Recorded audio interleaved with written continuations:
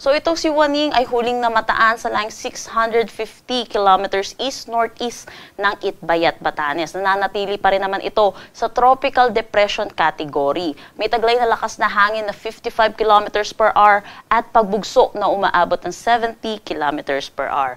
Ito'y kumikilos north-northeastward sa bilis na 10 kilometers per hour. Wala pa rin naman itong direktang epekto sa anumang parte ng ating bansa, kaya wala rin tayong nakataas na anumang tropical cyclone wind signal na possible dito sa ating bansa. Wala rin tayong nakikita na enhancement ng southwest monsoon at patuloy naman itong lalayo ng bansa natin or ng Philippine Area of Responsibility at possible na paglabas niya ay mamayang umaga.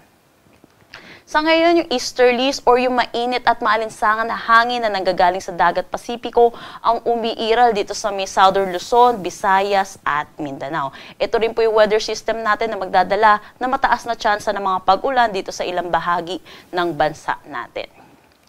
Meron din tayong binabantayan na low pressure area dito sa labas ng ating Philippine Area of Responsibility at ito'y huling namataan sa 1,810 kilometers east ng Eastern Visayas. Sa ngayon po, medium chance po siya na maging isang ganap na bagyo, meaning mababa ang chance niya na maging ganap na isang bagyo within the next 24 hours, pero sa mga susunod na araw, hindi natin inaalis ang posibilidad na maging bagyo ito.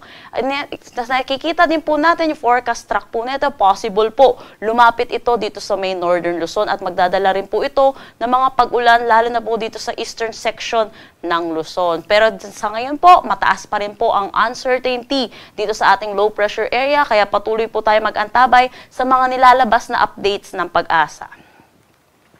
Para dito sa magiging track ni Waning, patuloy po yung direction po niya palabas ng ating Philippine Area of Responsibility at kung nakikita din natin, patuloy siyang magiging isang ganap na tropical depression habang palabas ng ating PAR. Pero hindi din natin inaalis ang posibilidad na ito'y mag-intensify pa paglabas ng ating Philippine Area of Responsibility. Pero kahit mag-intensify po ito, wala naman po itong direktang epekto sa anumang parte ng ating bansa.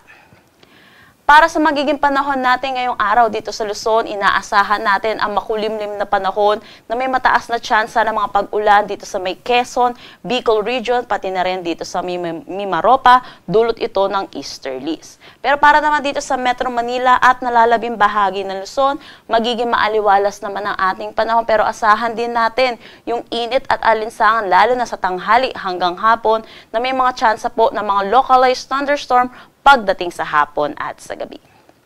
Agwat ng temperatura for Metro Manila, 25 to 33 degrees Celsius, Lawag, 25 to 32 degrees Celsius. For Tuguegarao, asahan natin ng 24 to 32 degrees Celsius, Baguio, 17 to 22 degrees Celsius. For Tagaytay, 23 to 29 degrees Celsius, at Legazpi, 26 to 29 degrees Celsius. Inaasahan natin dito pa rin sa Palawan, buong Visayas, Zamboanga Peninsula, Northern Mindanao at Caraga, makakaranas din sila ng maulap na papawirin na may mataas na tsansa ng pag-ulan, dulot pa rin ito ng easterlies. Pero para dito sa Kalayaan Islands, dahil wala rin tayong southwest monsoon na possible na makaapekto sa kanila, magiging maaliwalas ang kanilang panahon at asahan lang natin yung mga localized thunderstorm lalo na sa hapon at sa gabi, pati na rin dito sa nalalabing bahagi ng Mindanao.